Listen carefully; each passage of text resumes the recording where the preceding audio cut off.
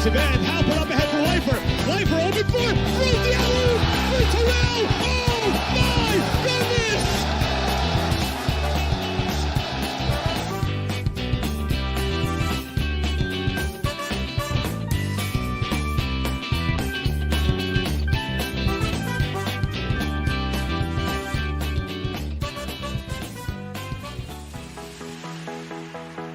And we're in. Yo. We are here on the eve of D3 March Madness. And I have the privilege, the honor to welcome you all to this hotly anticipated Megazord episode of the Ball Habatim, where we're joined by the veritable Mount Rushmore of D3 Hoops expertise.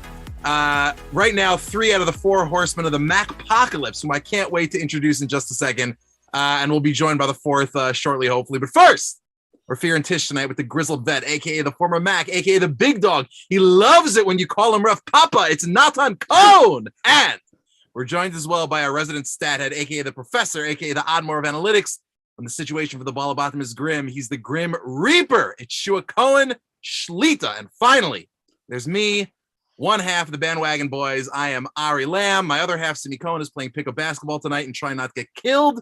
But he will be back with us very shortly. And of course, as always, we have with us the one and only, the mighty Mayor Wiesel on the ones and twos, engineering us to the moon. And as Mayor always tells me to tell you, please like and subscribe to the Ball Habatim on YouTube. And guys, we're running the D3 Oscars here tonight because all the stars are in attendance.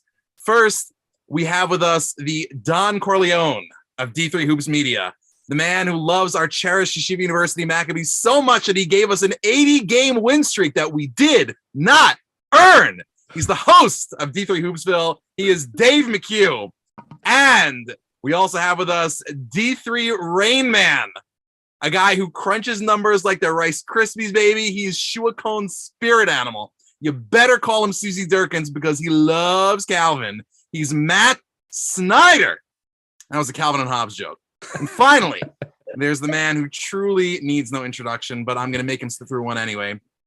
He's the prophet who first preached to Max Nation the merits of Laretz and the thesis of Lambesis, the Baal Musar extraordinaire who single-handedly turned all of cynical Max Nation into a relentless force for positivity, baby. He wants you to please keep bothering him daily about why use chance for a pool C bid. He's the chief rabbi of New York City. He's Bob Quillman. Folks, this is about as stacked a show as you're ever going to see. So let's get cracking.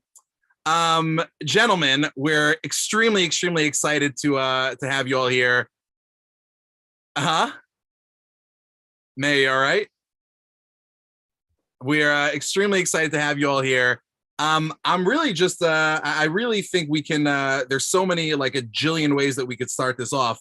But I'm going to start it off with you, Dave, because you're new here and we're so incredibly honored and excited to have you.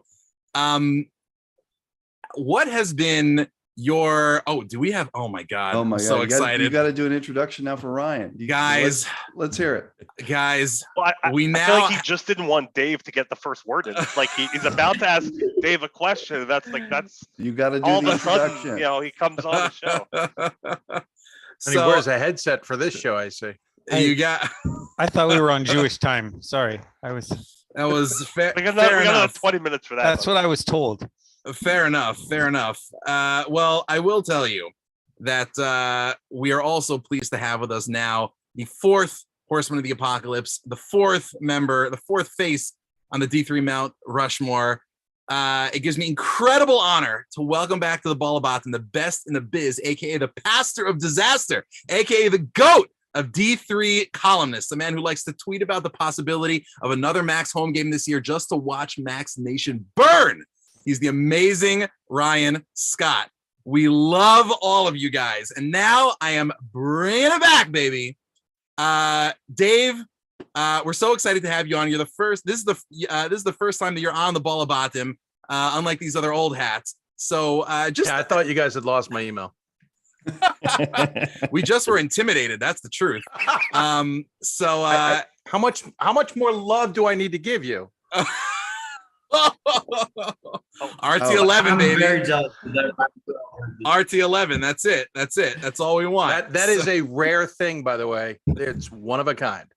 See, now we're talking. And that actually leads into my first question, our first question for you. And that is, what has been your, what's been your, as someone who kind of bestrides the entire D3 landscape like a colossus, what has been your like impression of the onset of Max Nation this year? We're kind of new to D3 fandom, so what's it been like to have these like just massive noobs like myself come and start bothering all you guys? Where were you guys a few years ago? This team's been good for a while, right? Exactly. I'm a bandwagon boy. These guys know. Clearly, Not but on, the bandwagon have been here for not a on couple decades. 2020, Not on 2019. No, so we were here for that, but Nathan and Shua have been on this way longer than I have. So I'm an absolute noob. But like, what's it been like, kind of seeing all of these crazy nobodies who don't know anything about the vaunted traditions of D3 hoops kind of come onto Twitter and act like they own the place? First off, it's been fun. Second of all, I'm glad. at least you all want to learn something. There's a lot of newbies that we can all talk about who jump on when their team's good suddenly, or they're new to the college and find out that their teams are good and ask all kinds of questions and then tell us we're wrong. That's not fun to deal with. I've enjoyed the fact you're all on board and you're willing to listen, you're willing to learn, you're willing to understand the sport better, and you take a loss well. I think it's awesome. I wish more schools were more ravenous like this. We're talking a whole nother level. It would be it's already fun. It's already great. We get some ravenous fans, don't get me wrong, but I wish there were more, especially on the East Coast. Now we're talking. You're coming out of the mecca of basketball, right? We have it. Yeah, Dave, we finally have you on our show. I really want to hear. I remember the 2014 interview with Elliot when he said national championship contender. Really want to hear your honest thoughts. What were your thoughts at the time, and how has that kind of adjusted as you've seen what Elliot's building over here? We can take it. You hear things from coaches a lot, and so you get really used to coach speak. And so you learn to read between the lines and understand what they're really trying to say or what they're really trying not to say. And B, you get very used to prognostications that are way too lofty. And I'm not saying Elliot's is way too lofty. I took him seriously. I chuckled at it, but I didn't chuckle at it because it wasn't something I knew wasn't true. I knew that's exactly what he wanted to do. Whether he could do it or not, who knows? That's to be seen. There's a lot of coaches who want to do that, but I chuckled at it because he was willing to say it. There's a lot of coaches, you have that kind of moment. They'll be like, well, we're trying to grow as a program, trying to get better. First goal will be win the conference. And then, we'll see where it goes from there. And you're like, okay, it's the same thing I hear from, dozens of other coaches. And that's no disrespect to those coaches. They just, when the light gets turned on, turn into a different gear. You talk to them privately and it's a very different conversation. Elliot said it. Good for him. If it doesn't come true, we're not holding his feet to the fire for that. Who cares? There's very few national champions. So I loved it. And then to watch it happen, though, I think is more impressive because I know for a fact it's to say one thing and get it done are two very different things. And as much as you have a niche that certainly can be exploited, and I mean that in a good way, it doesn't mean it's going to happen. I think I saw a tweet from Bob or something the other day talking about how a recruit might have been at WashU. Bob, forgive me if I've got it wrong, but it goes to show that you can't always get the recruit you want, no matter the niche or the uniqueness that you have. And so the fact that he was able to convince guys like Terrell, granted, who came from the other program, to be honest with you, a guy like Katz, because I know the backstory on the Katz side of things, and nothing against Harold.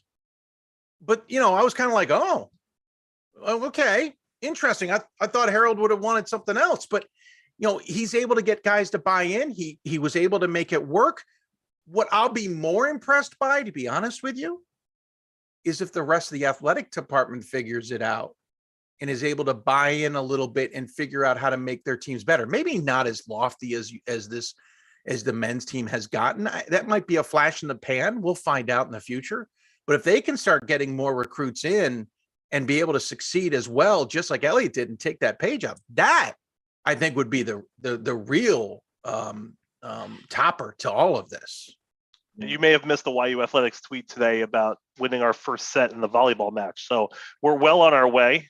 I get the it, first set man. win of the year. We're well on our way. So I get it, dude. I've been around enough athletic programs that those things are that they seem like a joke, maybe, or they seem trivial, but they're huge, and that can steamroll and pick up and just take off quicker than you can imagine. Trust me, I've said this, people have heard it. I forgive me if you've heard it 100 times. I was on an 0-17 soccer team.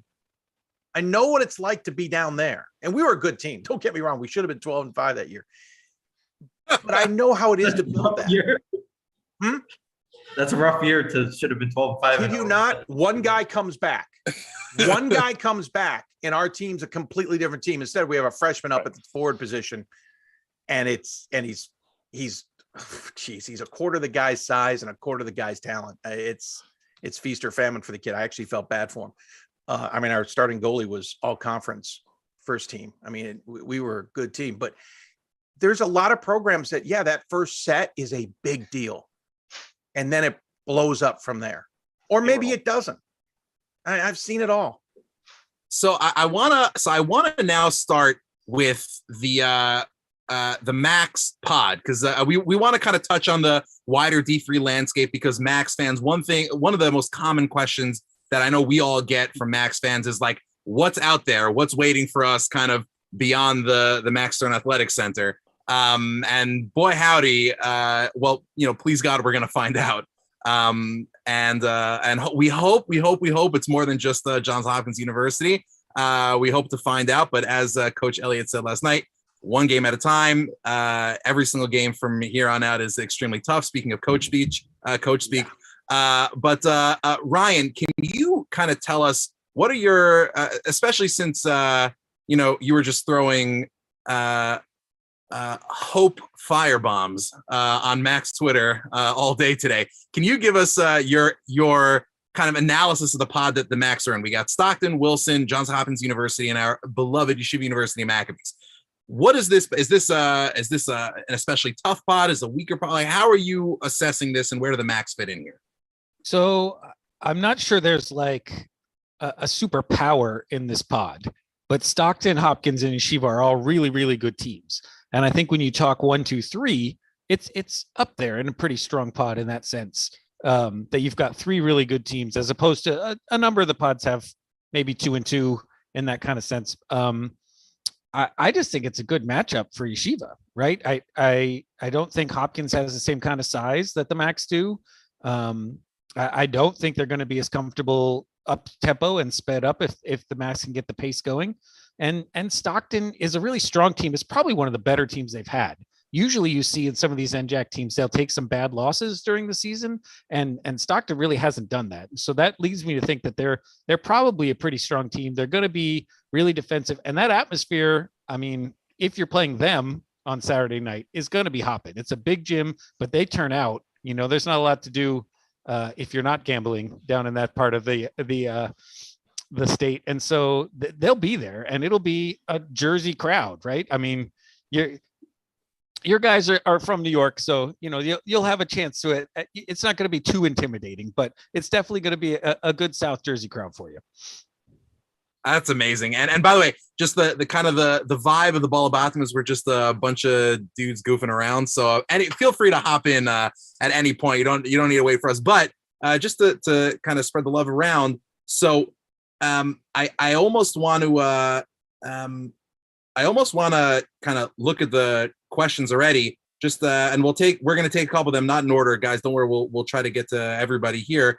But from the comments, we have Rabbi Sam Dratch. Shouts to Rabbi Dratch. Question, and this Chief Rabbi from Rabbi to Rabbi, I suppose, will make this Chief Rabbi Bob Quillman. I'm sure I'm missing something, but in a tournament of 64 teams, why are the Max playing another top 25 team in the first round? How does this stuff work? Yeah, so the short version. And are we getting a pool C bid? Sorry. There's no pool C bid, but the short version story, and you guys have seen me tweet this about 1,000 times. So the D3hoops.com top 25 poll has zero bearing. Everything to do with how this seating works, right? Has zero bearing on any of it. It is a media poll. the same as an ESPN top 25 or the AP. It has no bearing on this. Here's what Yeshiva fans have to understand is that if this was a Division I bracket, this is the best way I can say it, and this is accurate. If this was a D1 bracket that we're all used to with ones playing 16s and 8s and 9s, Yeshiva's about a 12 seed, and they're a 12 seed because in the criteria that's used, they have some issues. Their strength of schedule is bad, and the results versus regionally ranked opponents is bad. Two is a bad number, and 4 whatever SOS. So I know that Yeshiva Nation's thinking we had a 50-game winning streak. We were ranked number 1. None of that matters. Yeshiva is about a 12 seed. And in Division I, a 12 seed plays like a 5 seed.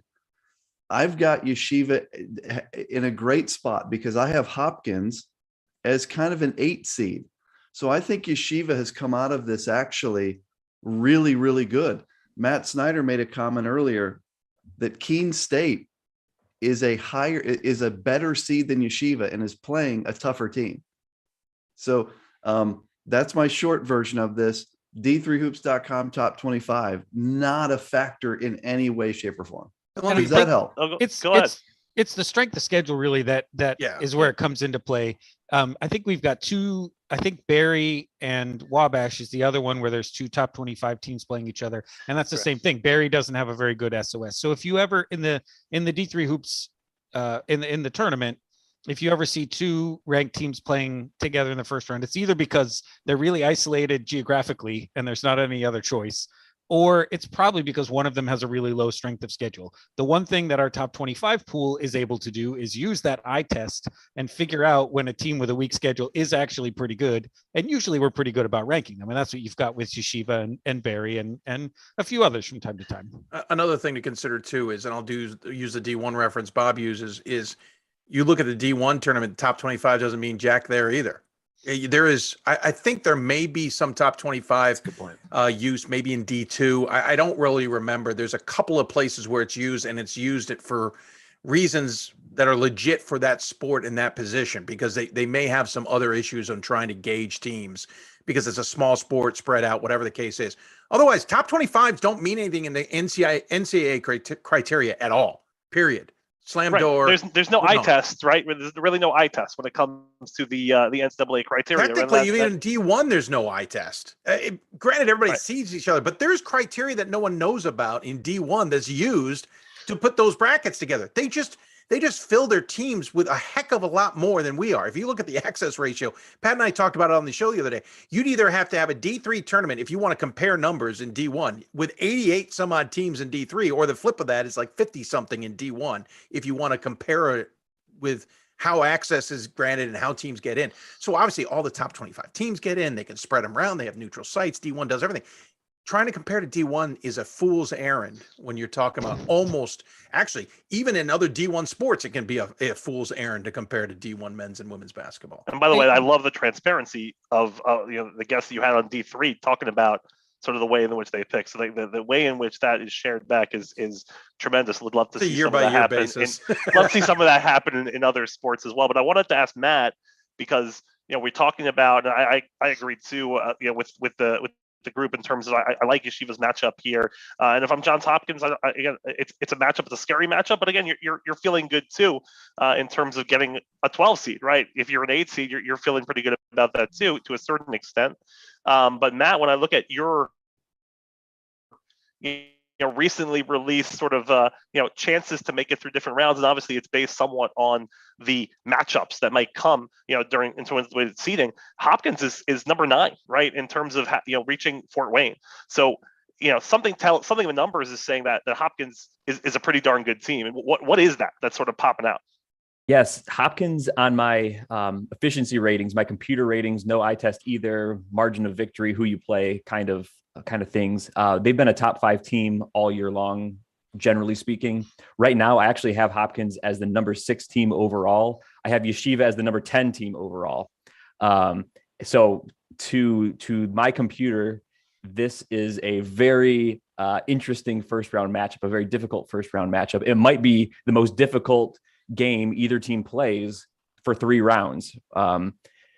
And it's going back to the point that Bob and Dave and Ryan made, the difference between actual team strength and criteria strength, which has these two teams kind of the 2 and 3 in the pod, we're calling them, not in line to host, not the worst team. But we've all known nationally, Hopkins has been in the top 25. Yeshiva's been in the top 25. So these teams are both in the top half of the entire bracket in my efficiency ratings, overall strength estimation. And by the way, something to pay attention to for Yeshiva fans.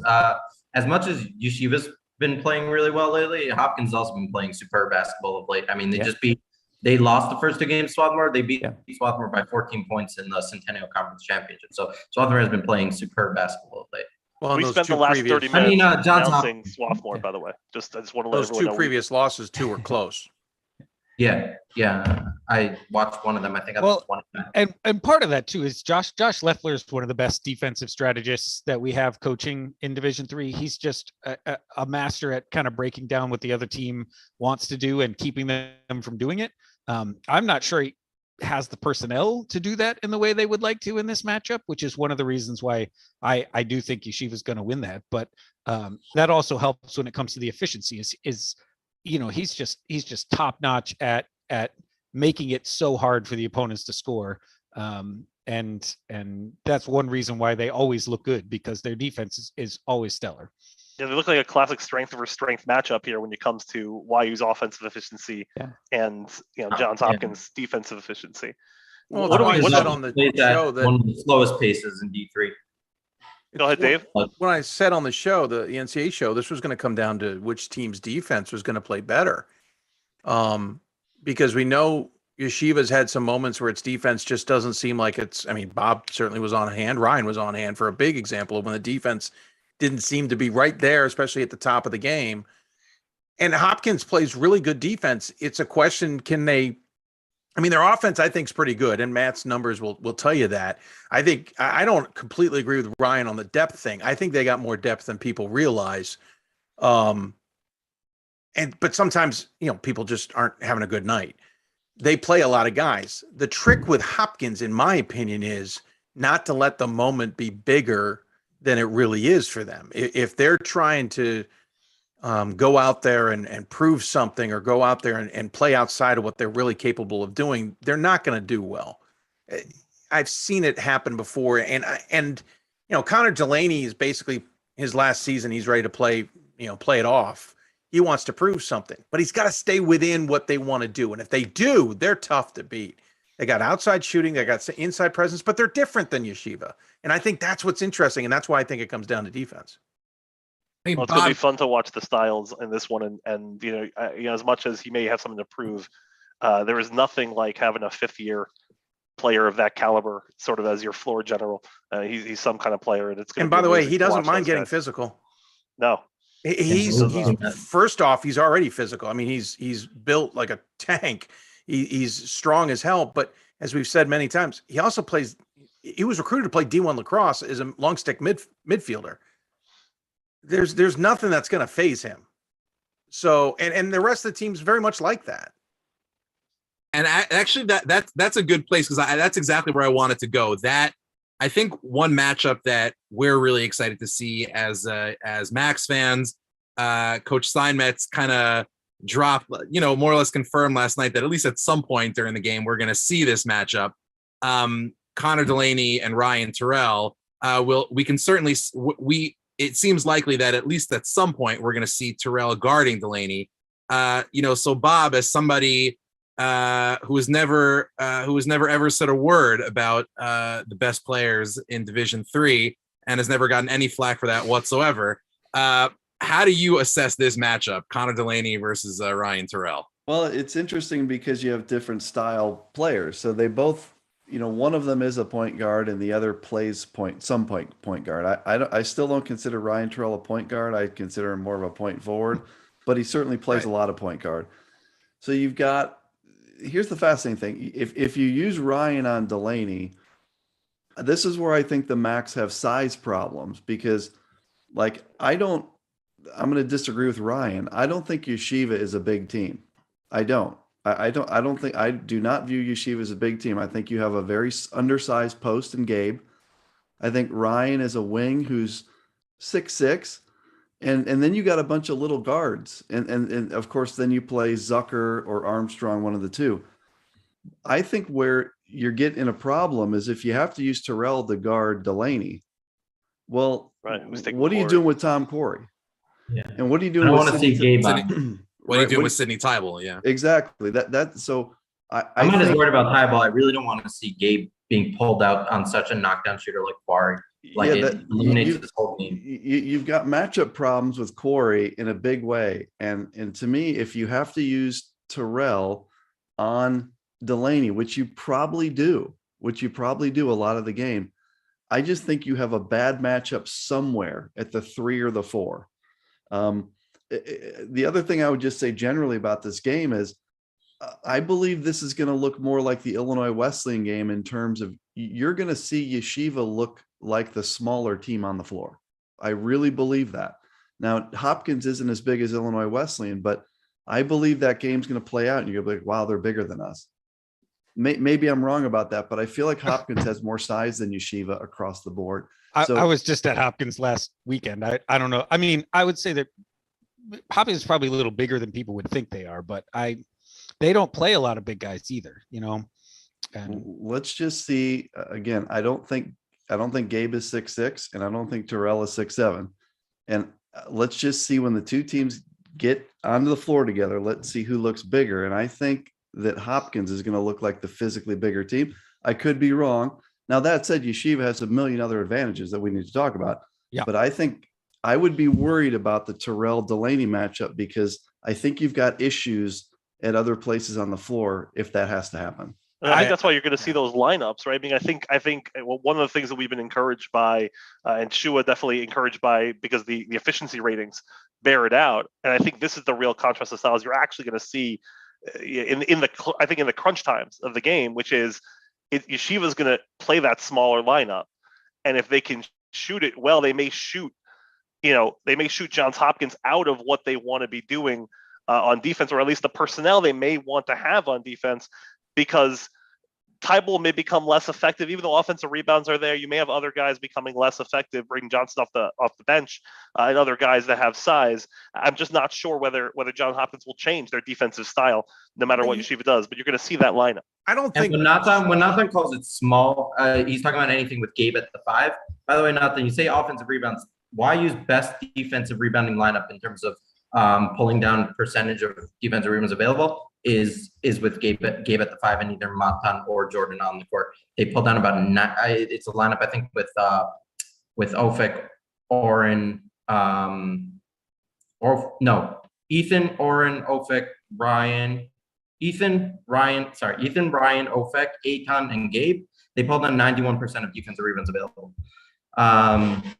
They really play hard and they rebound as a team, which is what I really like about that lineup, because they know there's no traditional big in the lineup, and they play defense as a team. They're very quick and they rebound as a team.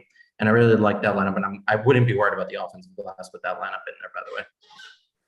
By the way, I don't buy they can shoot Hopkins into a different decision.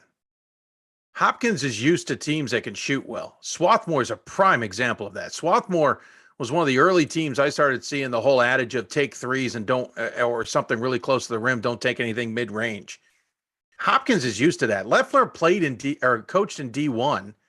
I don't buy anything that they're going to get shot into a different defensive system because suddenly you're hitting shots from outside. That's what Hopkins is built to and designed and seen. And no, I wouldn't lean on that hard. I think the matchup issue for Hopkins is number 11. This is a game where they have nothing remotely like a lockdown defender wing player that can guard Terrell. So if they have to put Delaney on Terrell, which I don't know that they would do that, but I think that's 6'6" against 6 foot.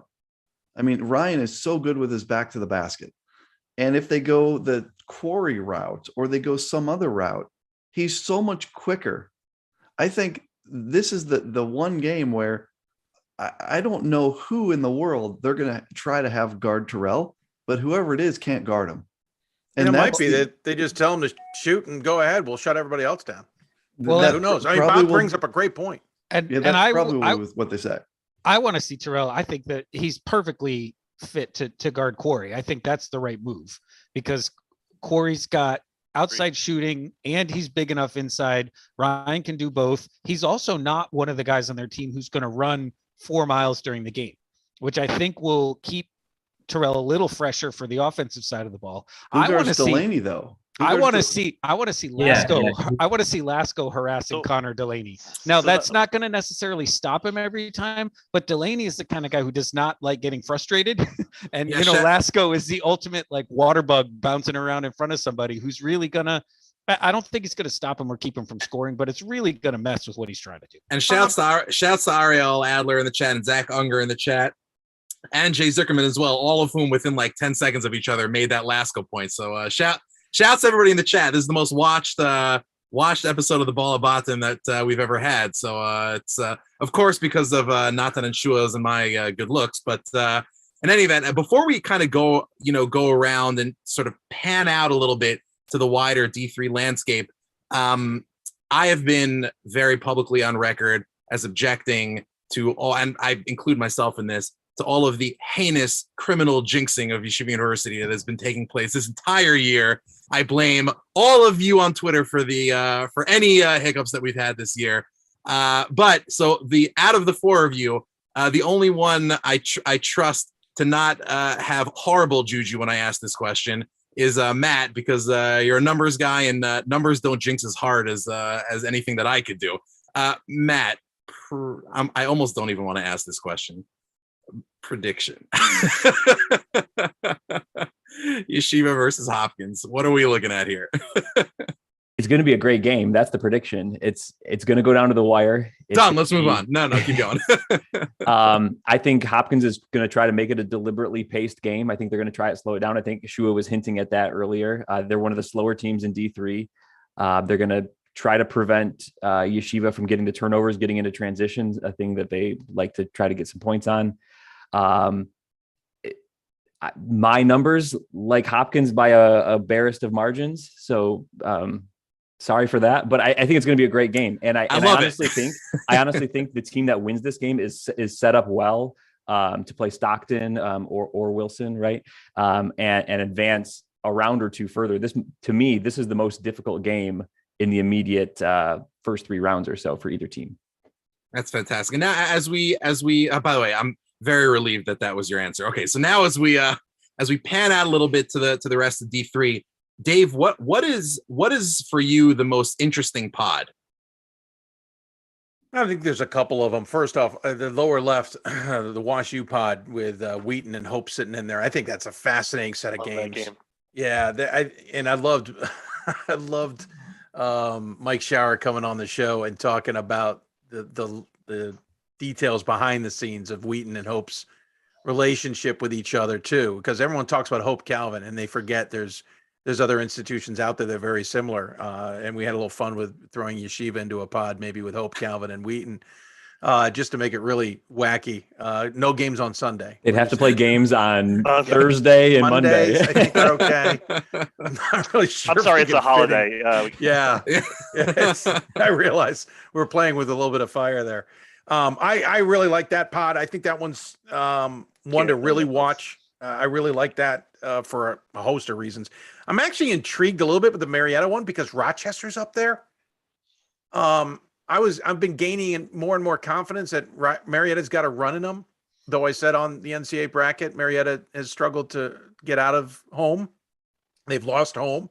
I think almost every single time in the tournament they've been at home, they've lost. By the way, shouts to Jeff McKinney. We have some Pioneers fans in the chat, so let's Very go. Nice. So now they're pissed at me. But I think only because Luke Flakurtzy is, you talk about Leffler being such a defensive guru. Flakurtzy's an offensive guru in my mind. He's been around so many different types of systems, including the system at Grinnell and Amherst and all these other places that literally when I was at, actually, ironically enough, I was at Marietta when I saw Rochester play there. and they were warming up for their Elite Eight game, or it was well before that. And I was out on the floor with Luke, and I said, "Hey, just talk me through some of the offense that you run. What are you guys trying to accomplish?" He literally would say, "Okay, when the ball's here, we're in this. And then when the ball moves here and they do this, we switch to this system. And then when we switch to," he literally told me 4 different philosophies of basketball offense for one offensive possession based on the ball, the defense, positions, and everything. And I'm sitting there going, that's mind blowing. So we had a little Grinnell maybe in there. We threw in a little bit of Princeton offense. We threw something that Hickson does at Amherst all in one look. And so I think for Marietta, that's going to be a tougher out unless obviously Rochester trips up against Eastern. Then I think Marietta fans would probably want to see in that opening weekend. Granted, there's tough games everywhere, so don't get me wrong.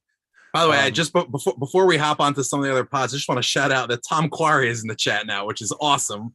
Shouts to Tom. Rewind. Someone named Thomas Quarry, but we are who's asking questions about Tom Quarry. Max Nation has lots of respect for Johns Hopkins University, so welcome to the chat, Tom. We're so psyched to have you. Work it as hard as you can there, sir. Work it as hard as you can. We're so psyched to have you.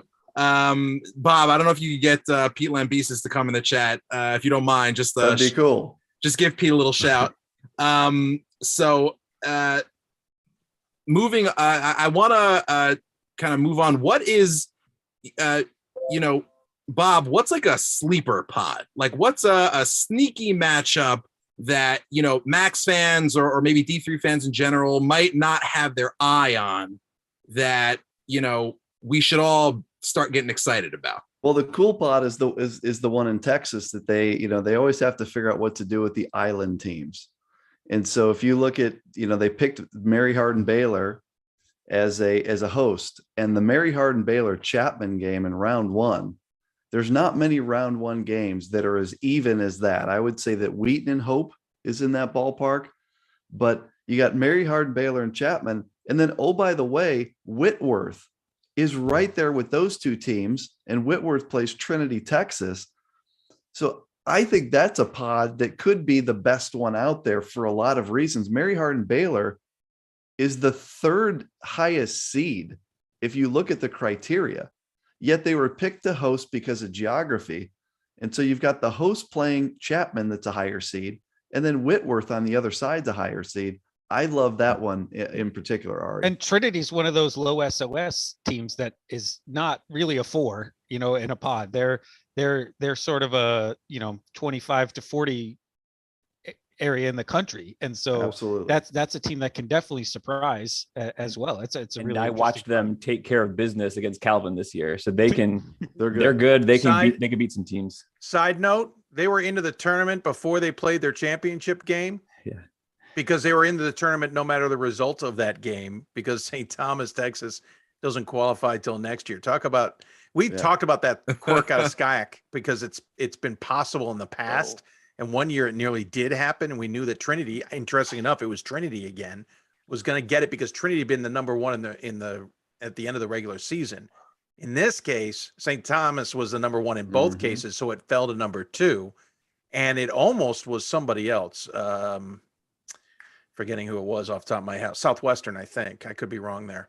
So anyway, Trinity, Texas knew they were marching into the tournament no matter how that championship game. Right. So I almost didn't even pay attention to the championship game because I figured that they didn't really have anything to play for. They could probably take the game off. Well, they sort of did. They sort of did. Yeah. Kind of stunk it up a little bit. So don't read into that game too much. Just to throw it out there is the one not to forget about, and this was one of the cooler parts of Mike Shower's interview with Dave on Hoopsville after the brackets came out, is, when the bracket came out and I saw Pomona Pitzer at Elmhurst pod, I was like, wait a minute, can that possibly be a coincidence? The bracket that got blown up 2 years ago because of COVID, the one where Yeshiva was going to play Randolph-Macon, one of the other games was Pomona Pitzer and Elmhurst. And so I'm like, is that a coincidence? And Dave asked him, is that a coincidence? He goes, it absolutely was kind of an homage to 2 years ago. Well, is the Hopkins Yeshiva game. Yeah. I think WPI carried Harrisburg. What I love is that they actually, within reason, they didn't blow up any seating or anything, but they actually said, like, they're giving a little homage to what happened 2 years ago. I love that. And so I love that Pomona Pitzer is at Elmhurst, and those are two fantastic teams. And that's going to be if they play in that second week or second night, it's going to be awesome. Yeah, good call, Bob. I actually want to just piggyback off of that for a second.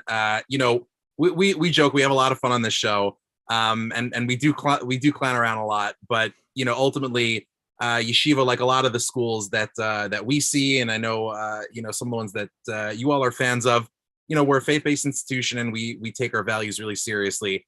And this has been, this kind of hiatus that we've been on from a tournament standpoint. It's been a difficult time. People have lost relatives. I know I have. People have had plans canceled, things postponed. Ryan, as someone who kind of takes the world of the spirit seriously, and the life of the soul seriously, and I know there are obviously more important things in the world than basketball, even D3 basketball. But what's it like, as just emotionally? There must have been something special about seeing the tournament back in action this year. Like, what's it like? Speaking of having a lot of these kind of redo matchups, as it were, what's it been like? With the tournament back. I mean, it does feel extra special, right? It's we're out of the rhythm of how the year normally goes, and in some sense, I mean, I feel like it's a little on the nose to talk about we've been in the wilderness for a while, right here, but it is also for us. I came here right after our Ash Wednesday service. For us, Lent begins today. Wow. And we've talked about that's a period of kind of reflection and thinking about your own mortality. I have friends dropping off Twitter like flies for Lent, Right. And so, but we've talked about how it's sort of been like that for 2 years, right? That you've kind of been thinking about your own mortality and you've been somber and all of that kind of stuff. And Lent doesn't really seem appropriate because we've been doing it for 2 years. And I think basketball is a great way to come out of that, right? That we're coming into a celebration for the next month, and we're going to just enjoy something that we have missed for a long time. The one thing I keep pointing out to everybody, and I went back and did the math, if Oshkosh is our defending champ still, and when it comes to tournament time, having only won one title, they're going to be just 3 days short of the length of reign that North Park had in the 80s when they won 3 in a row, right? Like they could, if they win the title this year, they're going to be the longest defending champions in the history of D3, having only won twice, and it's been so long since we've had basketball, right? And it's really exciting and really joyful to be able to do this again.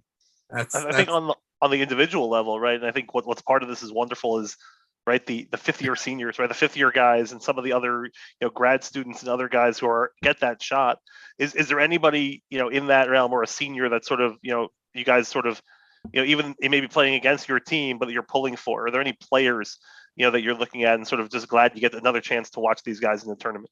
I think Buzz is the first guy that comes to mind for me. I mean, Buzz Anthony is the guy that seems like Randolph-Macon's the team that's been the most cheated by the whole COVID debacle. They have been near number one all of these seasons, right? And Yeshiva's certainly in that conversation too. So it was great to know that Buzz was coming back.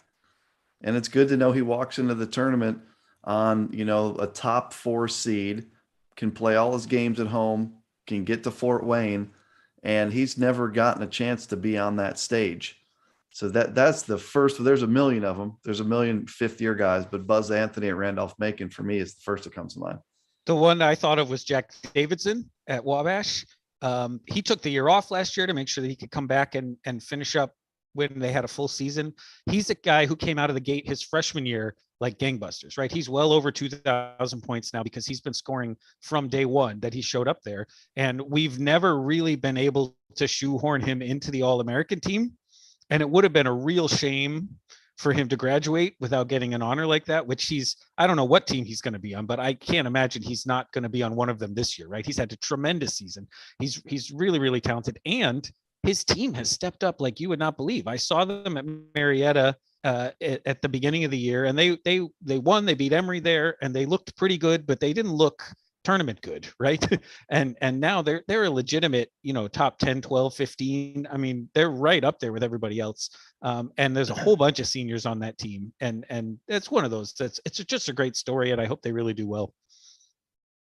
So, yeah, if I didn't pick Buzz Anthony, since it was already said, I'd probably go with Hardy at WashU. getting to see him. Shouts to Hardy. It's an amazing story. I mean, I don't know if Max fans are familiar with this. Dave, can you kind of fill now Max Bob fans can in do on a the better story? job than I, to be honest with you. All right, Bob, you want to fill Max fans in? I don't think most people in Max Nation are aware of this, and they should be. If you're not following, I mean, Justin Hardy in the off season this past year was diagnosed with stage 4 stomach cancer, and he was given about 18 months to live.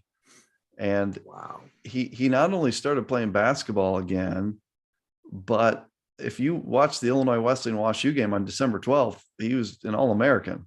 I mean, he was unstoppable. And he was unstoppable in other games too. What was the road game? Was it Carnegie or Case? One of the two? It was Carnegie. I know it was Case. It was the home game against Case, but yeah, that's what it was. Yep. He was crazy. He was ridiculously good. Career night.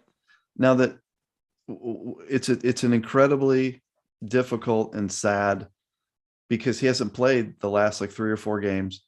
In the Chicago game to close out the season, they brought him in the final seconds to get a basket. And I don't know any other way to say it, but this is a guy that drove down the lane and nearly took off from the 2 feet inside the free throw line, it felt like, and dunked on Illinois Wesleyan. And, they had to get him the ball just to get a layup. And, I hope it's just a reaction to treatment and medication, and that this Friday that he's out there and he's playing and he's looking like himself. But the bottom line is you've got a guy that's battling for his life. And if you haven't checked out the Justin Hardy story, dig into it. And, I know everyone's rooting for that young man, and it's a very, very difficult thing to watch play out. There's an ESPN feature they ran on their D1 coverage a couple weeks ago. It's on YouTube. You just Justin Hardy ESPN, you type it in, you can find it.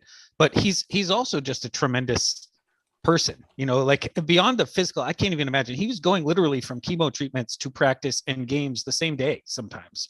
And I talked to his coach. I did the feature that we put up on d3hoops.com yesterday. And what didn't make it in there is he is still doing SAT math prep with high school students this week, while they're preparing for tournaments. And he's in an experimental treatment now. It's got to the point that they're really doing everything they can. But he's such an outward focused person, a servant and a selfless person for everybody on that team and everybody around him. That it's just a tremendous story that he's getting this recognition that he would get anyway. Somebody posted on the boards the other day, they said we need to give him an honorary All-American. And I said, he may have earned his way onto that team, right?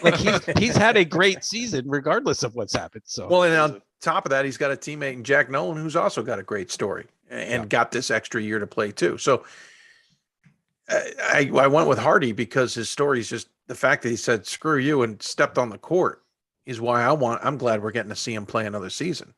For a lot of reasons, I'm glad to see we're seeing him play another season. But he also have Jack Nolan, who's playing another season. It's really amazing. And please, people in the Yeshiva University community, we're all davening for Jack Hardy for a speedy recovery. And he should live and be well. As we think about this tournament, so there are a lot of names that Yeshiva University Max fans are familiar with, who are legit kind of stars. We're all familiar with Leritz and Lambesis. We've heard names now like Jack Hardy. You just mentioned Jack Nolan. Now Connor Delaney, and as Tom Clark at the chat pointed out, is spelled with an E, not an O. Shouts to Tom. We love you. And we're so honored. They're not going to love him on Friday.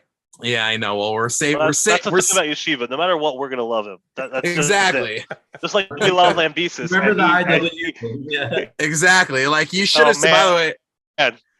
Dave, you should have more seen fans asking for Pete jerseys than for Ryan jerseys. You should have seen Dave when these IWU players came through Teaneck, where we live. It's a big Jewish community, a big Yeshiva University, a fan community. They're going into Cedar Market, which is this big kosher supermarket, and legit people are coming up to Matt and Lambesis and Luke Yoder and Corey and Cody Mitchell and asking for autographs. It's unbelievable.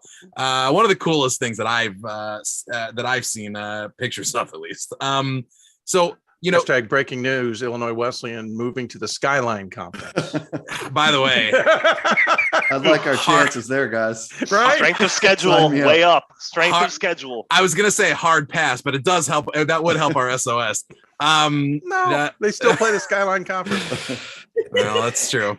Shots fired. Okay, listen. You know what? Honestly, I will take this counter jinxing for the entire rest of the show. I love it. Just throw it all our way. So Dave, who are some and Matt as well, I'd love to hear from you as well. Who are some other players that Max Nation might not be familiar with, who are just real great D3 players that should be on our radar, and that who've earned their way onto our radar? Who's going off this tournament? Like, and somebody better say Azer, because that dude is. There's a guy you should be keeping did. an eye on. You just mentioned him. Yeah, that's a guy easy. So tell us who that guy watching. is for everybody else.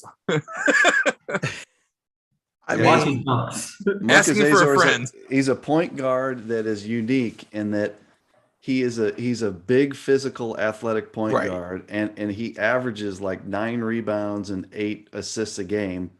And you talk about like a point guard that distorts the game in a lot of ways, like Marcus Azor. So if you can watch Mass Dartmouth, the best player in the country that no one talks about is Matthew Schneer of Emory, in my opinion. I think everyone else gets their fair share of pub. Jack Davidson gets a lot of pub nowadays, and Josiah Johnson, I think. But Matthew Schneer, the player of the year in the UAA, if you look at what that dude's done this year and leading his team to a conference championship, like 23 points, 8 rebounds, 4 assists, shoots the heck out of it. I know I shouldn't say this in a Yeshiva podcast. He might be the best player in the country. He really might. He might be the player of the year. He's in the conversation. Let's just say that. And so like that's a guy that I'll open it up to other people throwing other names, but boy, those are a couple to check out. One name, by the way, just I'll shout out Tyrell Wheelings in the chat, and a couple other people who brought this name up a bunch of times. I don't exactly know why, but Penn State Harrisburg. I mean, he was ridiculous. Oh, that's what it is. Penn State Harrisburg. Oh, okay, now I know why. Danya Baylor Carroll. I was going to mention him, but I thought you guys would have known him because he was pretty darn good in that. These other guys do. Remembers him better than we do. No, but he had a decent game against you guys, I thought, considering he was otherworldly. I mean, otherworldly against. He's a really good player. Hey, one I'm going to throw out there that's really kind of random to maybe some. Jack Rogan out at Chapman. Now it's a little bit more of a team game at Chapman, but Rogan's a really good shooter. He had a D1 walk-on experience, preferred walk-on experience. I think it was Arizona State. I've gotten to know him a little bit because I've gotten to know his dad. So maybe, I've leaned on that a little too hard, but I've decided I wanted to go watch. He's a really good shooter. And if Chapman's going to make a run, it could be because of him. The way he can shoot, the way he can score, he's unselfish too. Chapman's a really good team with a lot of good players, but Rogan's one maybe just to keep on your radar, especially if they start, getting a win or two here. One of my real favorite players that I watch consistently, the team that's been the most consistent this year, in my opinion, outside of Randolph-Macon, has been Marietta.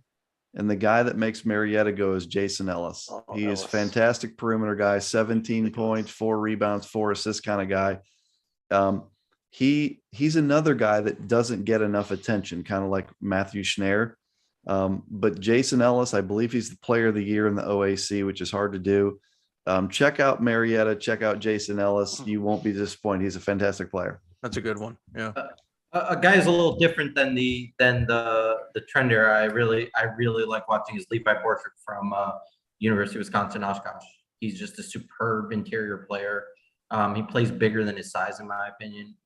Just really, really controls the It's a great point because I was in Bloomington, that opening weekend for Illinois Wesleyan and Oshkosh, and there was a thought that Oshkosh was a small team coming into the year because if you look at their roster, the heights say 6'4" and 6'5", but I'm telling you what, when you get matched up with 6'5" Levi Borchert, that dude is a monster. Yeah. He is as strong and physical, and so that is a great pick, Shua. And if you get a chance to watch Oshkosh, they're a perimeter oriented team, but they're able to do that because they have this first team, second team All-American caliber guy, Levi, in the post, and he's fantastic.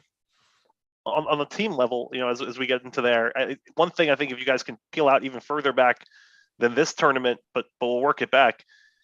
I understand at least the East Coast and the West Coast, maybe, when it comes down to Final Four and championship, don't end up sort of finishing as well as I think it stayed mostly in the Midwest and some specific conferences in terms of champions.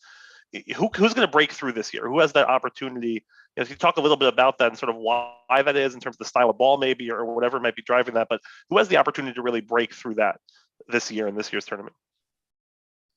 I honestly want to hear Matt answer this one.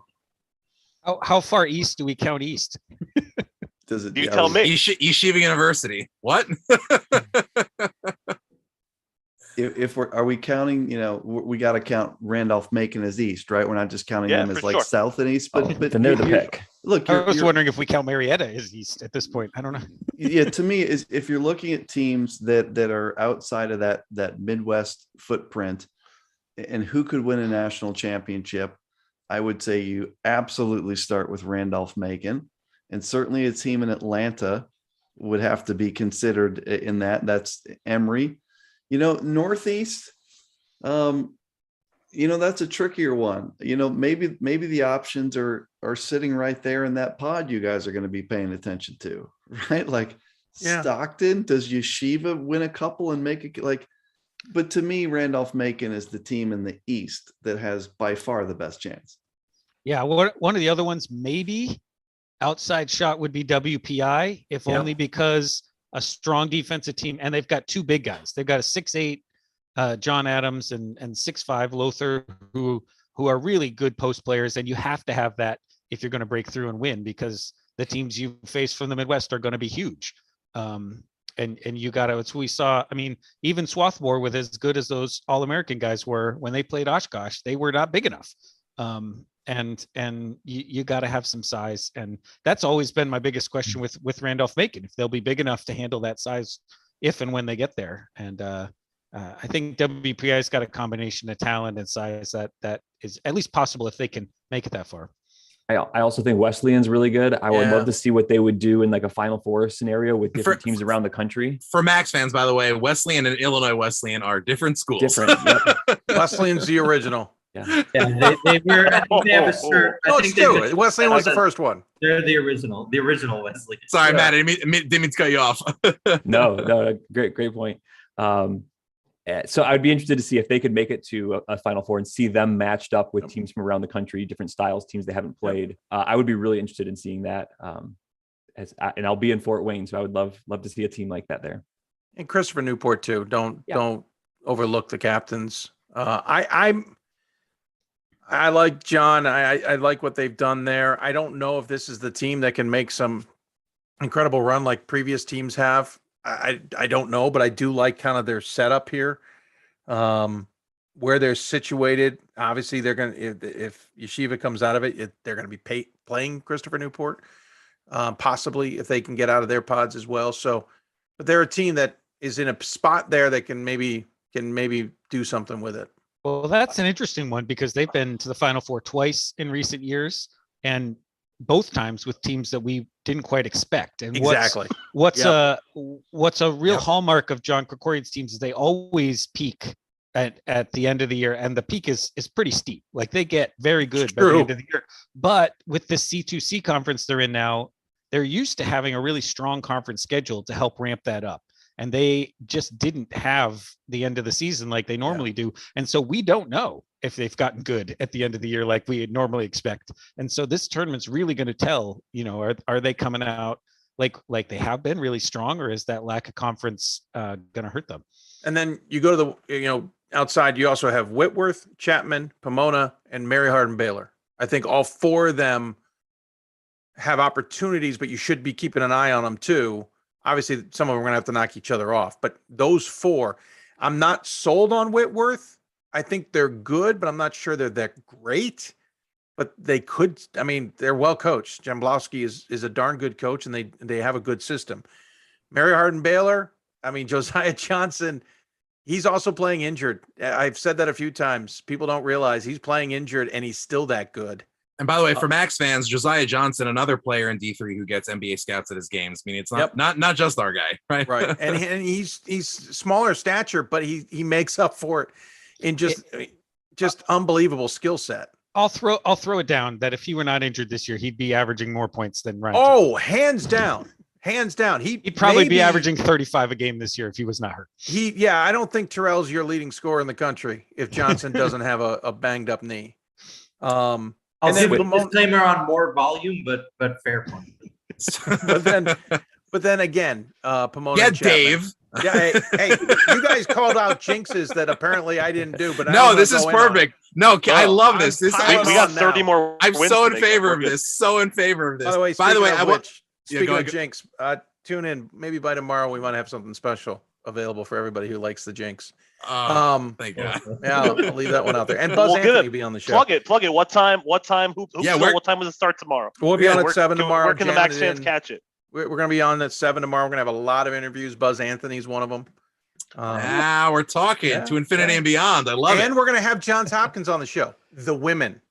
Yes. Okay. They're hosting. They are hosting. We're all Christopher Newport. We're so proud of them. We hope all the fans go to Johns Hopkins women's game. I hate to tell you something. Hopefully, where all the fans are going to be.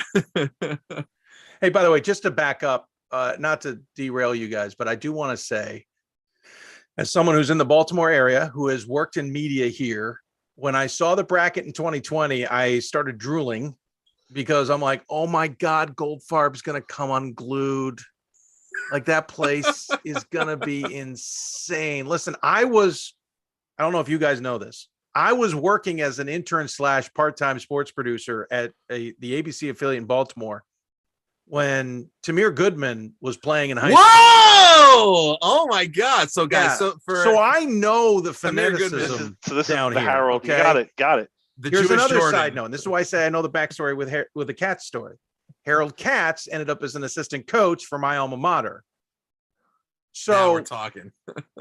I knew when that matchup got set, I'm like, oh my God, like I'm going nowhere but that on Friday night. Like there's no Ryan's like, I'm coming down. Do you want to go somewhere else? I'm like, no, I'm at Hopkins. Like, Tony, you're insane. I want to go deaf on Friday night. I have plans on Saturday. And if Yeshiva had won, I was going to figure out how to make those plans work while still showing up at the game. And it was Yeshiva Hopkins. I wasn't going to go to any other version. And I'm just telling you one of the things, and I called Sam Atkins in the moment I got the bracket, because I get the bracket before everybody else does. I called him. I went, you what a flex. And I said, tell me. He goes, oh yeah. Because Sam grew up a couple miles from where I currently live. I'm unbelievable. Like, you are a stud. He goes, oh, that place is going to become unglued. And of course, we all know what happened after that. But I just wanted to mention that I was so jazzed for that weekend, and so jazzed that it both hurt me on the show to have Elliot and talk about what was going on. It hurt me to then be sitting on my couch, literally closing my computer when the news came out about no fans. And listen, I was naive at the time. Yeah. I was so engrossed right here in this studio, so engrossed in what was going on in this studio. I didn't understand all that. I didn't understand what was going on. So to see that happen, and it started 8 days for me, that, and we won't have to go all that, but I was so jazzed for that weekend. I could not wait for those games. And obviously it didn't turn out how we wanted, but oh man. I love, by the way, back to Bob's point, I love that we got little odes to that season's tournament in this year's tournament. I think there's a couple more there we just don't realize, to be honest. I think just to build off of that, I think, listen, Yeshiva University, Maccabees, as much as we love them, we're not getting a pool C bid. But I think Max Nation as a fan base would have gotten a pool C bid this year. If I do say so myself, we're a very passionate group of folks. I had people across the country messaging me, and even this year, who I know, we're like, all right, where's Yeshiva going to be playing? The regionals are not preset, right? I can't determine where I'm going to be next week. I'm like, no, man, you can't. You should know this stuff. I'm getting text messages from friends of mine who want to figure out where the heck Yeshiva's playing. I want to add something here. I want to add something here because I want to also get. I promised some fans. I spent 10 hours today right, making calls for hotels and calling places, and people who want to come out on Friday and spend the Sabbath because they're not sure if they're going to get back in time, right, who want to come out from different communities around, and there's some great communities within an hour's reach. I wanted to ask, is this like, do when you have schools, right, that take advantage of the schools, like, is the fan base kind of left to their own devices? How does it work in terms of schools and ticket allotments and things like that? So do they usually go? So what happens is, I mean, by NCAA regulations, half the tickets stay with the home team, and they split the other half evenly between the other three. And what they do is they offer the school those tickets, like for both games, meaning for both games, or well, normally they would be in one session together. When they know it's going to be a big sellout, right? They know Yeshiva is going to bring a lot of people. They know Stockton's going to have a lot of people there. They've split this session so that you're buying one ticket for one game. That way they make sure that they can get the most fans in, that you're not, somebody who's only there for the second game is not taking up your seat to keep you from watching your team. Because normally you could buy one seat, you get at both games Friday, but occasionally we'll get these split sessions, whether it's too small a gym.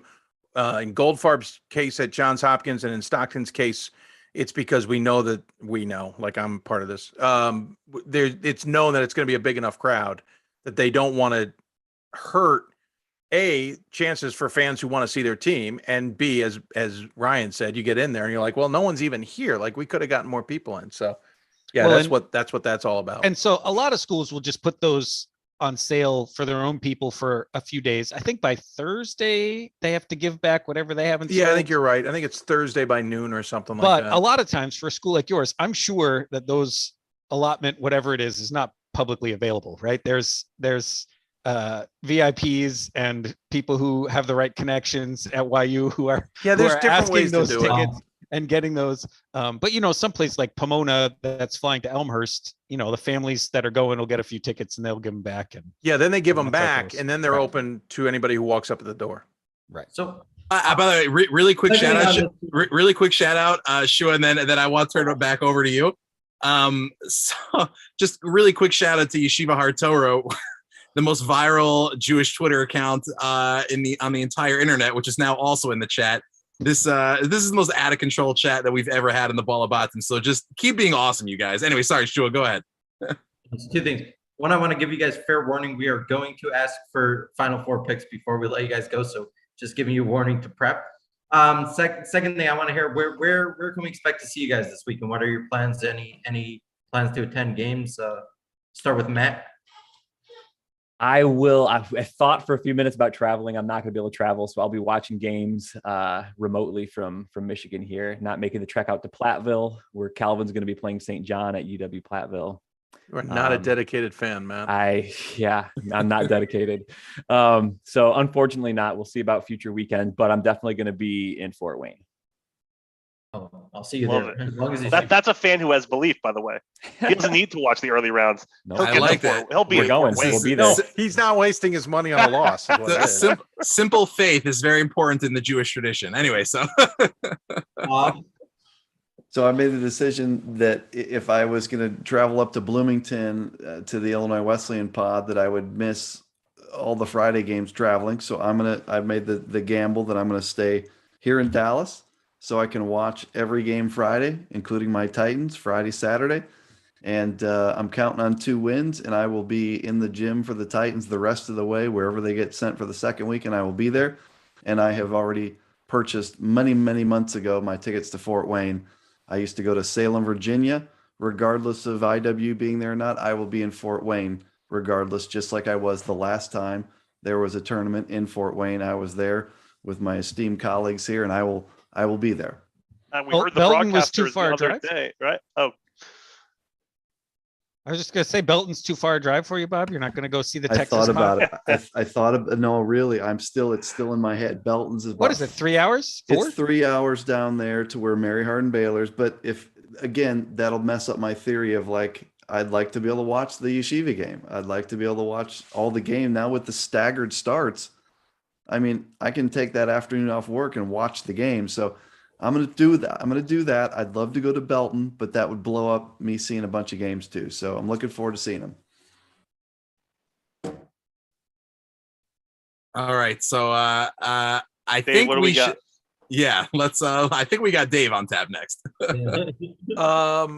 So a little bit of a wonky weekend. First off, it's crossover season for me. So believe it or not, I start getting into lacrosse and some other spring sports that I broadcast for some local schools. I, interestingly enough, don't have that this weekend, but there was a celebration recently that I couldn't take a lot of time for. So that's been moved to Saturday. And so I won't be going anywhere. If I go somewhere on Friday, I might go to Randolph-Macon. But there might be something else going on. So I might do what a lot of the other guys are doing, sitting here in the studio and watching a bunch of games and enjoying it. My kids get into it, especially my son. So he might join me and watch some of the games as well.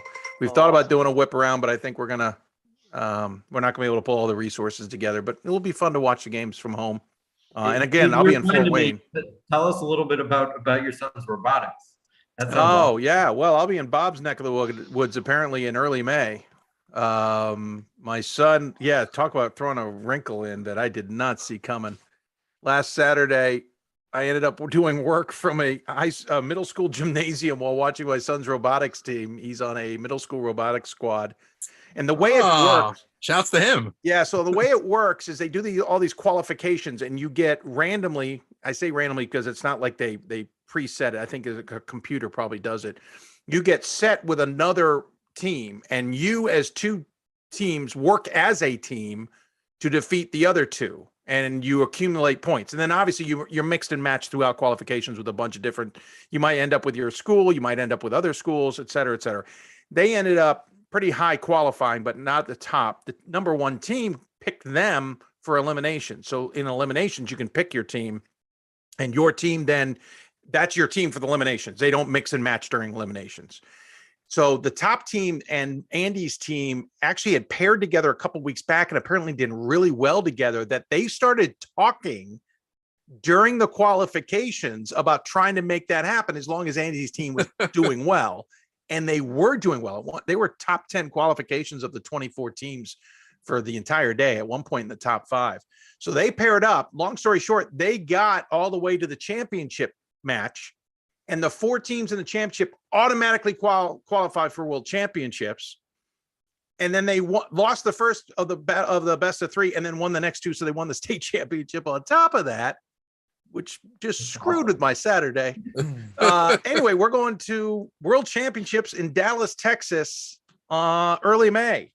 I tell my kids never to achieve. And it's just I try to let them know.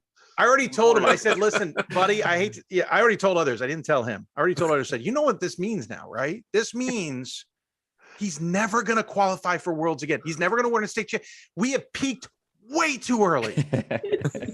We have hit the zenith in his first year, and now he thinks this is normal. The world needs more Elon Musks, and he's got his way to go. Away. He plays sports, and he got into robotics, and he plays sports. If anyone wants to look it up, no, he plays basketball, he plays soccer, he plays lacrosse. I thought that's, I didn't think he was into the tech side. He's totally into the tech side. And if you want to look it up, I think it's VEX, VEX Robotics. That's the competition. There's a bunch of different levels. I love it. I live next door to a guy who was a football player at Rutgers University, big dude, offensive lineman, and spent the rest of his time after that. He is a world champion pumpkin chucker. They build their own pumpkin chucking machines, and the dude is legendary. Awesome. So I'm telling you, you could have crossover careers, do it all. Don't sell him short. No, he can do it all. He loves it. So we're going to be literally, I don't know if Bob's available. I checked with my MLB employers, or I checked schedules if we should be playing by then, to see if Texas the Rangers were going to be playing that week. I'm in, Dave. I would like to do a little bracketology on this thing, some regionally ranked robotics. Or I love it. Just remember the top 25 has nothing to do with what ends up just being all the rankings leading up. It's not going to matter. Well, actually, but before we get to some Final Four predictions, I know I want to be respectful of everyone's time before we start. I want to hear where Ryan's going to be. Yeah, so I want to hear where Ryan's going to be, and then I had a question for Ryan because we have articles coming. So, we got to read D3. We want to know. We get to feel the experience. I actually had quite a roller coaster on Monday because the brackets come out and then we get the times for all the games, and I'm all excited because I am less than 2 hours from Galloway, New Jersey, and I look at my calendar and I realize my daughter is off school on Friday. And we need another fan. So I start. I start with on the how much pizza and ice cream is it going to take for you to spend 9 hours in a car watching basketball with me? And so we went, and I had kind of guilted her into maybe one game, and we'll see what happens from there, only to find out that my wife is a teacher and they have professional development that day, which they're allowed to do from home. So I will be at the Yeshiva Johns Hopkins game at Stockton. And then my plan is Now we're talking.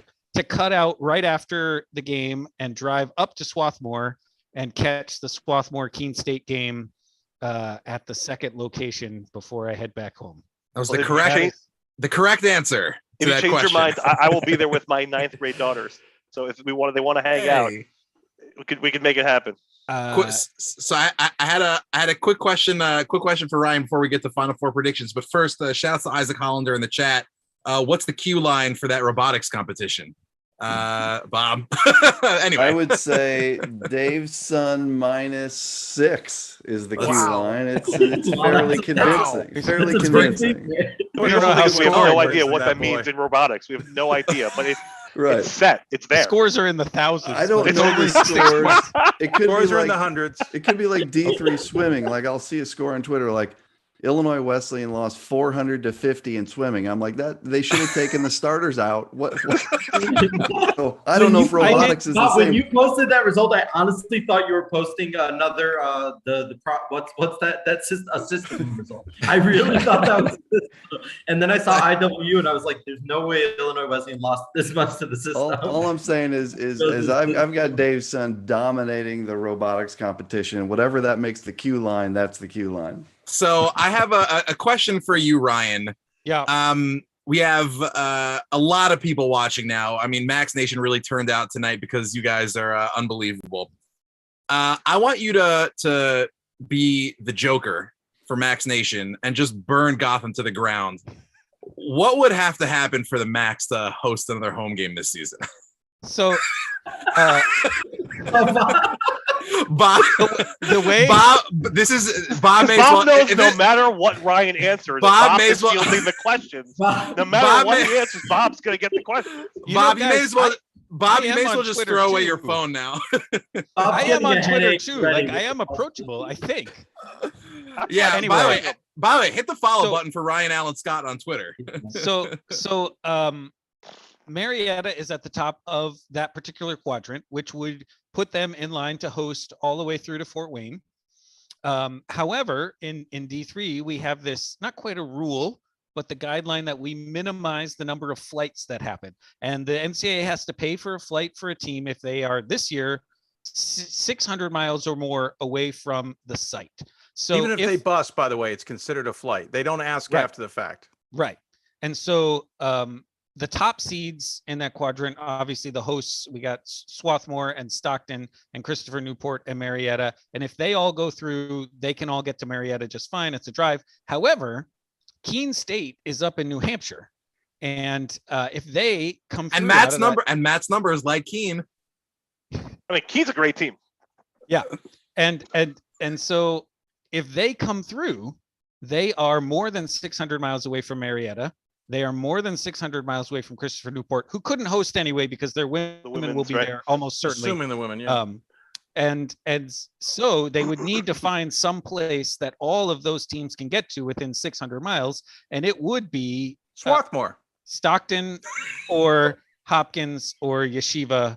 Whoever happens to come out of that pod would be the logical choice in that instance. You guys heard it here. Breaking news on the Ball Habatim. Yeshiva University. Well, Keene State would have to beat Swarthmore, right? So there wouldn't be. I know. I was and just a little sneak preview. The D3hoops.com tourney preview is coming out tomorrow, and I have picked Keene State to beat Swarthmore in the first round. Guys, so, and who do you have them beating Oswego State? Because that team is so good. I don't think so. I haven't looked at it in the last couple hours. I turned it in yesterday, but I can't imagine I would have picked Keene over Oswego because that's a terrible matchup for them. So, you heard it here on the Ball Habatim. Breaking news: Ryan Scott confirms that Yeshiva University will be hosting another home game this season. Please direct all of your questions to Bob Coleman on Twitter. There we go. Anyway. Ari, you know what just happened, right? Ari, they just went up to the track and started dusting off Bob's chair. They thought it was done for the season. They pulled it back out, and now it's getting ready. Pretty sure it's gonna be standing room only in there though if that happens. Yeah, So. how much does that place officially see? 27. I only saw it at 70%, so I don't know. But there was like 25,000 in there. Dave, I don't know if you saw this in the championship manual. They dropped the minimum for second weekend. I from know. I'm 12 just to 1,000. Yeah, I'm just curious. Specifically for It's going to Yeshiva. be plenty. Yeah, I believe the president of Yeshiva University is friends, former college roommates, in fact, with the general manager of Madison Square Garden. So maybe we just get MSG, make that the new Max home. Anyway, shouts to Yeshiva Har Torah in the chat. Keep up the great work. We got to go, but we want to start a celebrity row at Yeshiva Har Torah games. Ari, you're invited anytime. You're all invited. Seriously, let us know you're coming. Yeshiva Har Torah foam fingers for all of you. So Bob, Matt, Dave, and Ryan, we got foam fingers coming your way. The Ball Habatim are nothing if not merch positive. We will That's the only thing my daughter likes about basketball is the foam fingers. So we need one of those over here. Well, if you guys like merch, Hoopsville is going to have some merch soon. Yes, Hoopsville. Everyone hit the follow button. If you get that Ryan Pearl jersey on sale, you'll pay your budget for the next Wait, 5 what jersey what shirt do I need to get? I think that number 11 back there. Yeah, forget it. There we go. If So you want the Jacob Steinmetz, you're gonna want that. From the baseball collection. the greatest Orthodox Jewish baseball prospect ever. Probably the greatest troll job in the history of Jewish sports Twitter. We had Coach Simons on last night, and without telling us, brought on his son, Orthodox Jewish baseball superstar Jacob Steinmetz, just to get out of answering our questions. Absolutely. You just talk about someone who has just a head for X's and O's. Brilliant job by Coach Steinmetz. Turning now, as we wrap it up, to Final Four predictions. Matt, why don't you lead us off? Who do you got in your Final Four? All right, I'll start in the bottom right. That's where Randolph-Macon is. I think they're the best team in the tournament, so I'm going to take Randolph-Macon. Moving up, kind of the Marietta quadrant. I think you guys are all familiar with that quadrant. I am going to take those Pioneers, Marietta, sticking with the top overall seeds. Shouts to Ryan Whitnable. Moving over to the bottom left quadrant that Mr. Quillman's familiar with over there. I am gonna stay boring, and I'm gonna go with Emory.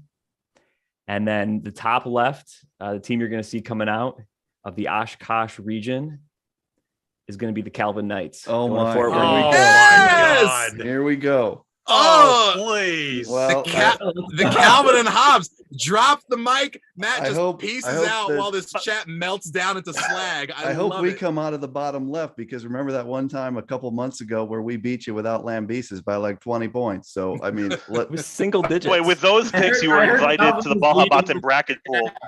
So welcome. By the way, shouts to the Chief Rabbi, because his constituents, his congregants have come out in force in the chat tonight. Shouts to Joel Sule up in the chat. Let's not overlook Illinois Wesleyan, in my eyes, contender.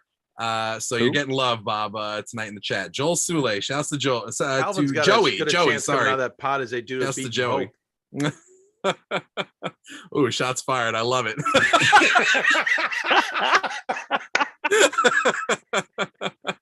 Oh my God! It hurts because it's very true. Matt, we love Matt so much in the Ball Habatim. Amazing. So that's the Final Four. Lock it up from Matt Snyder. Bob, you want to go next? My picks are in the boring category too. So I'm going to go bottom right, Randolph-Macon. I'm going to go top right, the team that I feel like's been the most underrated team all year, even though they're rated like 2 or whatever, is Marietta. I don't see Marietta losing. I don't see Randolph-Macon losing. I think the Oshkosh pod is fascinating in that you got Platteville in it and Elmhurst in it. Great. And not to mention, the Texas pod is connected in there, but I'm still going to take Oshkosh.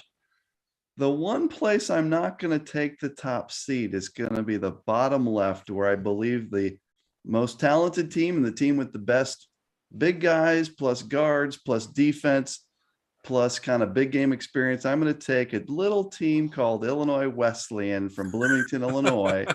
So I've got Illinois Wesleyan playing Oshkosh and Marietta playing RMC. What a homer! So far, we've had What the a homer. favorite plus the hometown favorite in each pod. Good choices, guys. So far, I think that I tell you what, Shua, when we do the post, I want you to play this video back on this thing. When those are the four, I want you to not forget this. I want you to play this back. Don't lose the intensity now. Shua. Bob bringing the same confidence that he brought to our pregame show of the Illinois Wesleyan Yeshiva University game. So I like it. How'd that turn out, Ari? How'd that turn out?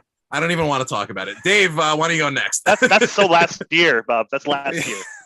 I might disappoint you guys. I don't technically do these, and the reason I don't. Oh, That's okay. What a flex! I love it. He's The like reason Herb Street. He's Wait, like you Herb got to Street wait. on There's a game little day. more here. We got No, there's no, a reason I yeah. don't do it. The reason I don't do it is because I am on the call for the semifinals. Oh, you guys. Yeah, I've been doing it for a few years now, and I don't want anybody claiming I've got favoritism or I had a team in the horror, whatever. So I, a few years back, made a conscious choice that, listen, I'll talk all you want. I can certainly give you, thoughts on teams and stuff, but I get a little gun shy trying to make Final Four predictions because I don't want people coming back saying that my professional side of it, I was favoring somebody because of it or something. So I duck out of that. I will say, I'll say this much: out of that Oshkosh pod, I like Oshkosh's chances. I think Mary Hardin Baylor is going to have an interesting run. Platteville's certainly got something to prove. Don't have any hopes or prayers that Calvin gets out of the first round. And I kind of like some other teams in the, Out of in the the first lower round left. or the first weekend? First round. That's No a hopes bit- or that's a prayers to bit- beat St. John's. St. John's. That's going to be I a mean, pretty even Calvin's- matchup. Calvin's, I don't better- like Calvin's chances. beating St. John. Calvin's better than St. John's. Will beat St. Okay. John's. Just book it right now. Okay. Book it. I like I'm that. on the not Matt that Snyder confident. train. Was that a pun intended? No hope. No, and I'm Calvin's just gonna win quickly, that game. Emory. I like Emory, but it's too bad they're going to have to play Wabash early on. I think that's unfortunate. I think Washue's got something to prove. Mount Union might be a sleeper in that spot. I do like Randolph-Macon's chances, but you can't overlook WPI. You can't overlook Wesleyan in there. And the Marietta's group, I think they're going to, if they have to play Rochester in the second round, that's going to be a real tough test. I also like kind of Christopher Newport sleeping in that group too. Yeah, don't watch the repost of this where we just zoom in on the Terrell jersey and dub over your answer. So don't worry about it. It'll all be good. The real reason he won't give you picks is because he's picked Johns Hopkins to the Final Four. That's why. Oh, By the way, Yeah, you heard that's a it. good point. You heard it here. Confirmed. Dave McHugh, aggregators, get on it. Dave McHugh, Yeshiva University has no chance in the upcoming game against Johns Hopkins University. Stick it on the bulletin board in the MSAC. And by the way, shouts to the other band, my other half bandwagon boy, Simi Cohen in the chat. Homer Simpson's all over the place. I love it. At least from Matt and Bob. So that brings us to you, Ryan. What do we got? Final Four. Unfortunately, my alma mater with a I losing know. record lost in the conference championship game. So we don't. I mean, I we could have gone with mine, but Goucher hasn't been in the tournament since the 90s. You're talking, So- Dave. You're talking to a community, an Orthodox Jewish community of a large contingent of Mets and Jets fans and Knicks fans. So we feel you. Anyway, Good Ryan, luck go with ahead. Scherzer. So I get the immense privilege, and it really is one of the most fun things I do all year. The last 4 or 5 tournaments, I get to write the official D3hoops.com preview. Check it out, everyone. And I'll throw him under the bus right now because he won't care too much. But the one time that I have been forced by our editor, Pat Coleman, to change a pick was when I had Yeshiva going one round farther than he thought was humanly possible the last time we had a tournament. That was awesome, by the way. I believe That's amazing. I believe he told me that I could not have them beating Randolph-Macon in the last tournament, but I don't know. I think you're right. I think he said, hey. Stick He it said- on the he said- bulletin board. He said it was one round too far. Anyway, tomorrow it should go up on d3hoops.com. You'll get to see every pick I have for the entire tournament. There's some Amazing. players to watch. It's only 2,300 words this time, which is about half of what it was the last time I wrote it. But my Final Four picks, I have Oshkosh going through.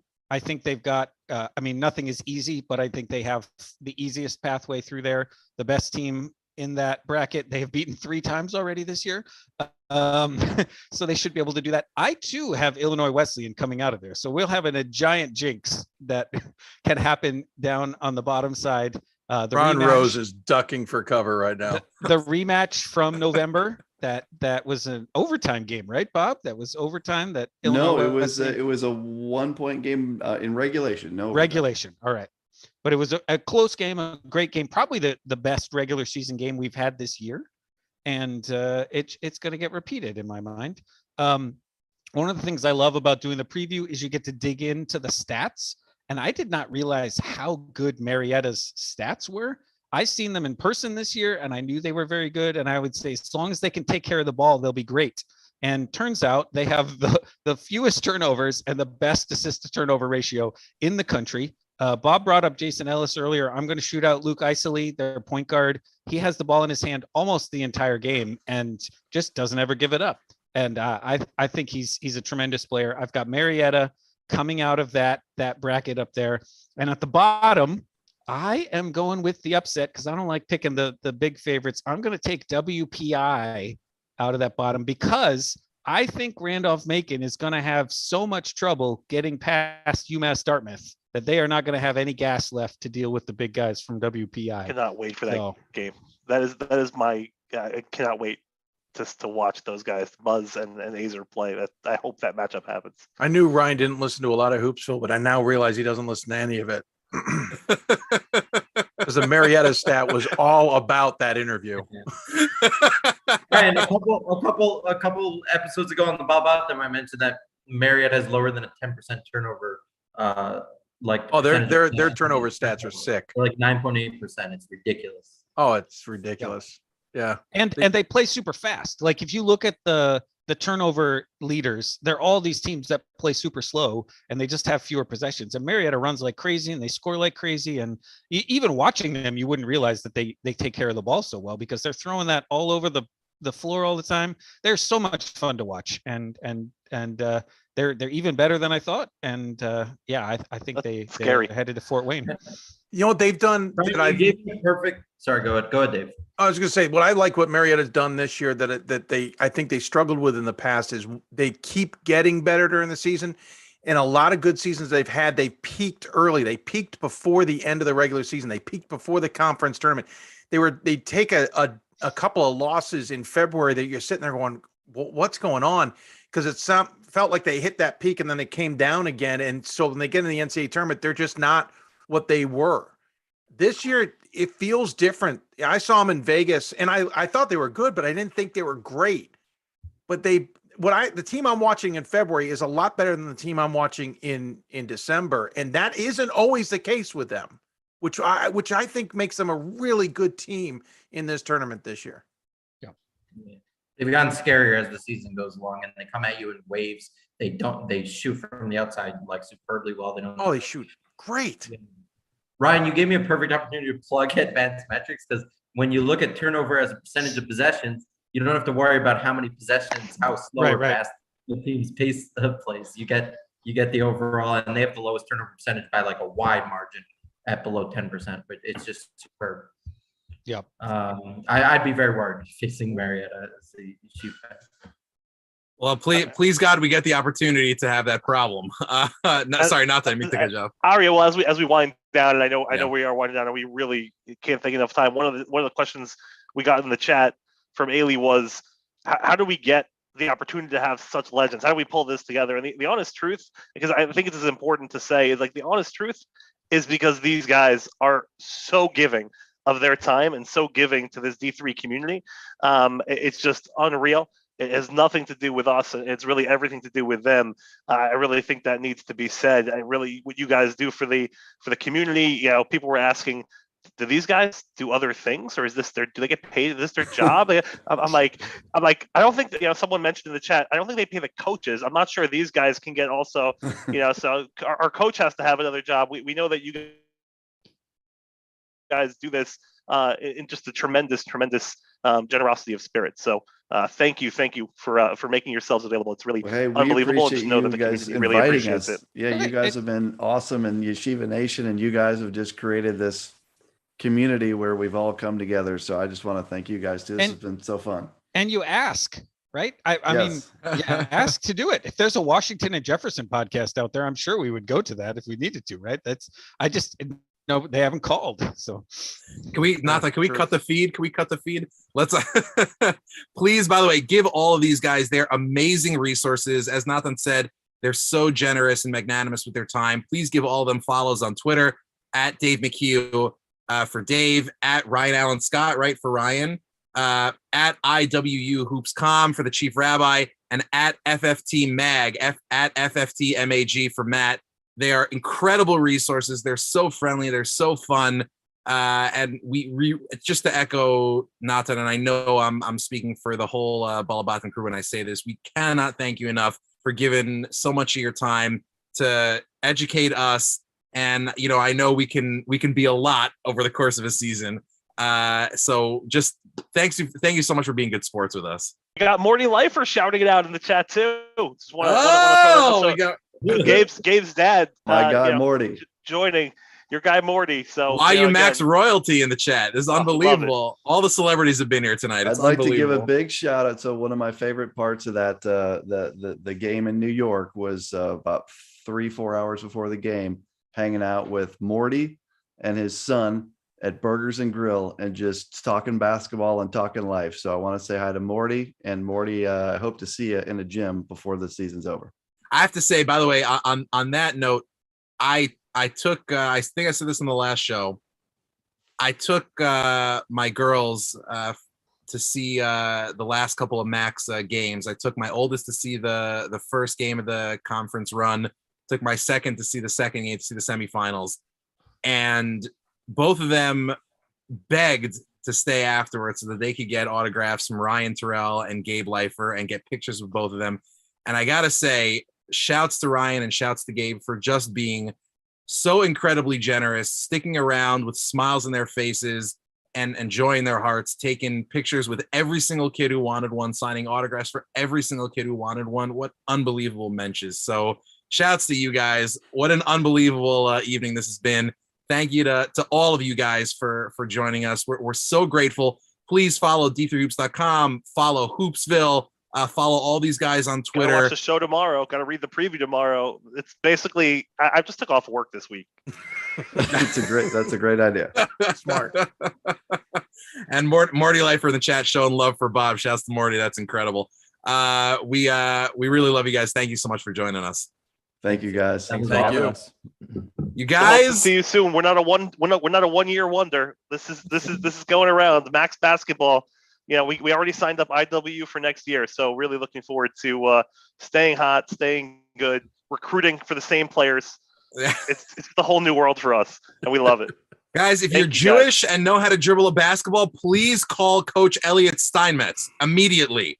Anyway, please, just before we go, thank you so much to the mighty Mayor Wiesel on the ones and twos, engineering us to the moon. We could not do this show without him. He's the man behind the scenes. He's the reason this all goes. He's the reason it looks as good as it does. He's responsible for that absolute fire interstitial at the beginning of the show, featuring the greatest play in the history of the Yeshiva University Maccabees program.